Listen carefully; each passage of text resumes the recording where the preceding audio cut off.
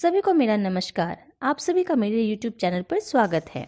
आज के इस वीडियो में हम पढ़ेंगे कक्षा पंचम पाठ 9 एक माँ की बेबसी पाठ का भावार्थ, जिसके कवि हैं कुंवर नारायण।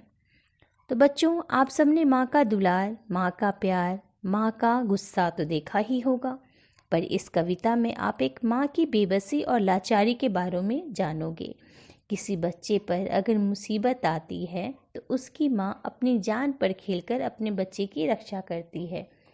पर कभी कभी ऐसा भी होता है कि एक माँ इतनी बेबस और लाचार हो जाती है कि वह चाहते हुए भी अपने बच्चे की मदद नहीं कर पाती।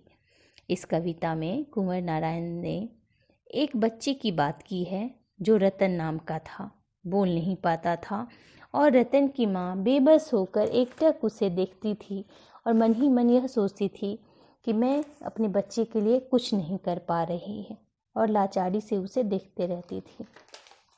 चलते हैं अब पाठ की ओर।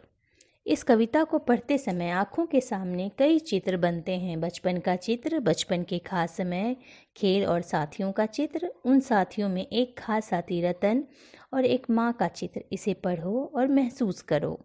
बच्चों, जब आप ये कविता पढ़ोगे तो आपके आँखों के सामने बचपन के खेल, बच्चों का चित्र यानी जो आपके साथ नहीं होंगे, रतन का चित्र, उसकी माँ का चित्र पढ़ोगे तो ये सब सारी चीज़ें आपको आंखों के सामने आएगी, और पढ़कर इसे महसूस करने की कोशिश करो।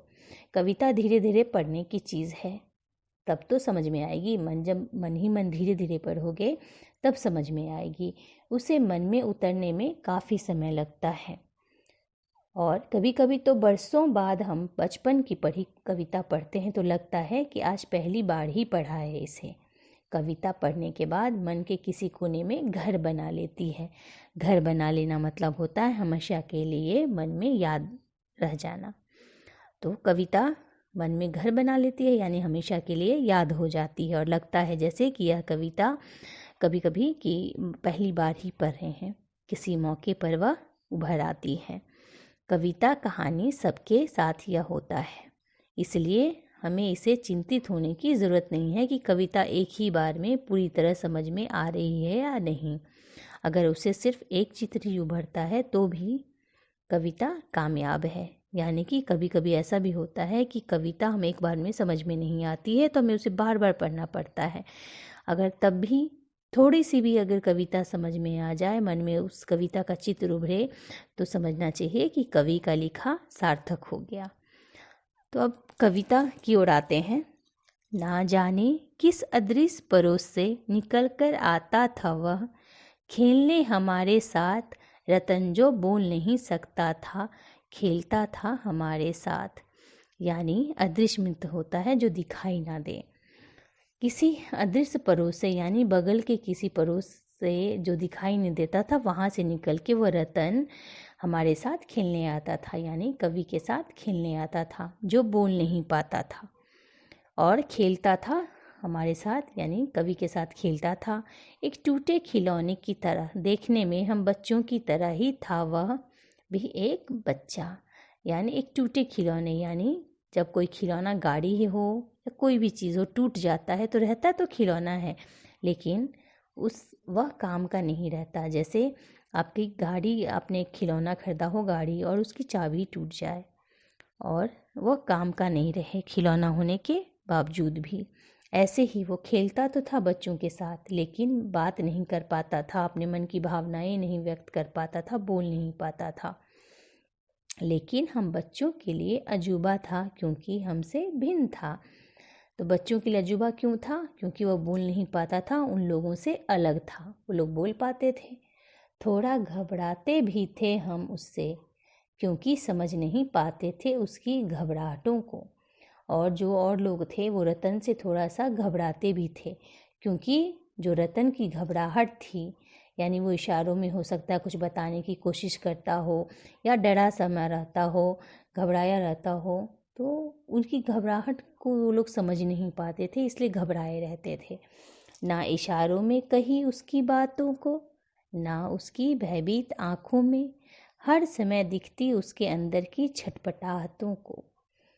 तो ना ये लोग समझ पाते थे उसकी बात को, क्योंकि वो इशारों में करते थे, और ना उसकी आंखों में जो भय रहता था, डर रहता था हर समय, उसको नहीं समझ पाते थे, और ना ही उसके अंदर की छटपटाहट यानी बेचैनी, आकुलता को नहीं समझ पाते थे।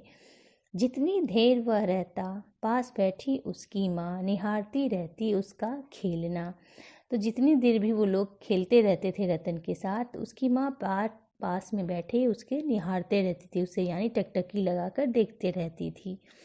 अब जैसे जैसे कुछ बेहतर समझने लगा हूँ, यानी अब कवि जैसे जैसे बड़े हो रहे हैं, समझ उनके अंदर आ रही है, उनकी भाषा जो बोल नहीं पाते हैं याद आती, रतन से अधिक उसकी माँ की आंखों में झलकती उसकी बेबसी। यानी जैसे जैसे कवि अब बड़े हो रहे हैं, तब उनकी बातें समझ में आ रही है, जो बोल नहीं पाते थे उसकी बेबसी समझ में आती है। और रतन से भी अधिक बेबसी उसकी माँ की आंखों में जो दिखती थी, वो अब उसको समझ में आ रही है कि उसकी माँ कितनी बेबस थी, जब देखती होगी कि और बच्चे बोल रहे हैं, अपनी बातों को व्यक्त कर रहे हैं, लेकिन जो रतन है वो अपनी बातों को नहीं बोल पा रहा है, कितना बेचैन है, तो उसकी माँ बहुत बेबस हो जाती थी। तो अब आते हैं कविता के सारांश की ओर। कविता के कवि कुंवर नारायण सिंह हैं, जिन्होंने अपने बचपन का एक एहसास लिखा है जो उन्हें बरसों बाद समझ में आया। कवि ने अपने बचपन के एक मित्र रतन की छटपटाहट को दर्शाया है, जो कि बोल नहीं पाता था। सभी बच्चों को रतन अपने से अलग लगता था। रतन की माँ खेलने के दौरान अपने बेटे को दूर से ही बेबस होकर निहारती रहती थी। उस माँ की बेबसी का एहसास कवि को आज हुआ है। तो जो भी मेरे इस वीडियो पे पहली बार आए हैं, उनसे आग्रह है कि मेरे चैनल को बेल का आइकन दबा कर सब्सक्राइब करें, ताकि आने वाले वीडियोस के सारे नोटिफिकेशन सबसे पहले आपको मिले। धन्यवाद।